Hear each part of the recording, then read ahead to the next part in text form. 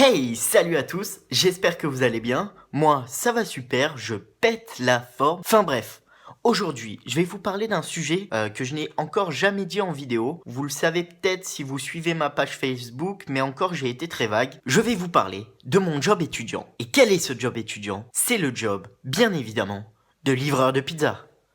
Enfin, quand je dis bien évidemment, ça veut pas dire que je suis un mec fait pour être livreur de pizza, hein. C'est vrai que bien évidemment, était pas forcément bien choisi.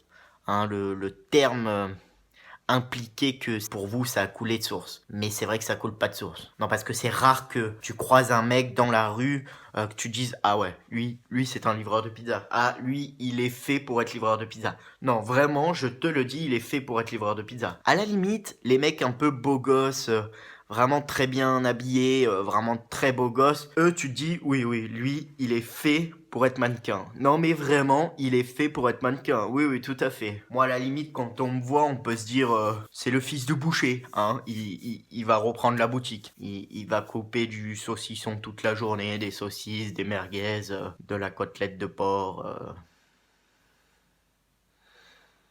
Mais non, je suis livreur de pizza. Alors pourquoi je veux vous parler de mon job? Parce que depuis que je livre des pizzas, il s'est passé vraiment plein de choses. Je rencontre beaucoup de monde, je rencontre beaucoup de personnalités différentes et il se passe des situations assez cocasses. Et dans une prochaine vidéo, je pense que je ferai, si ça vous intéresse, les différents types de personnes que j'ai livrées.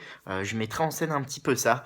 Donc dites-moi en commentaire si vous voulez voir les différentes catégories de personnes que je livre. Il y a il y a matière. Il y a vraiment matière. Donc mon job, vous l'avez compris, c'est livrer des pizzas. Donc c'est vraiment génial. Mon boss est super sympa. L'ambiance au boulot est vraiment géniale. Comme vous le savez, j'essaye de perdre du poids. Et comment dire, je me suis un petit peu mis la corde au cou en allant bosser dans une pizzeria. Comment te dire, quand tu essayes de faire attention à ta ligne, hein, que tu essayes de perdre du poids, tu fais du sport, tu fais attention à ce que tu manges. Et là, tous les jours, quasiment, je vais à la pizzeria, je sens de la pizza, je m'imprègne de la pizza, je livre de la pizza. En général, hein, par semaine, je dois livrer au moins 200 pizzas. Non, sans déconner, au moins 200 pizzas. Donc ça veut dire que par mois passent 200 pizzas et toutes les odeurs qui vont avec.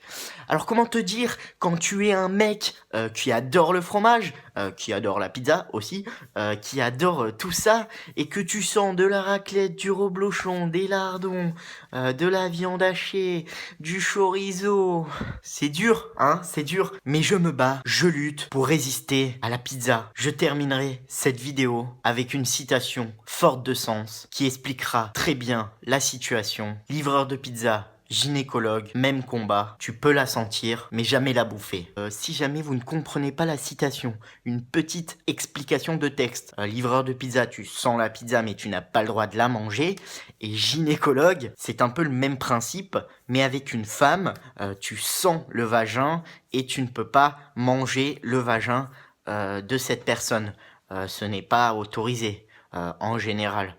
Bon après, entre nous, un vagin qui sent, ça donne pas très envie de manger, hein. Et oui, vraiment, pour bien expliquer pour ceux qui auraient deux tensions, quand on parle de manger un vagin, c'est pas au terme strict, hein. Ce serait plutôt l'échouiller, le vagin, si tu comprends la métaphore.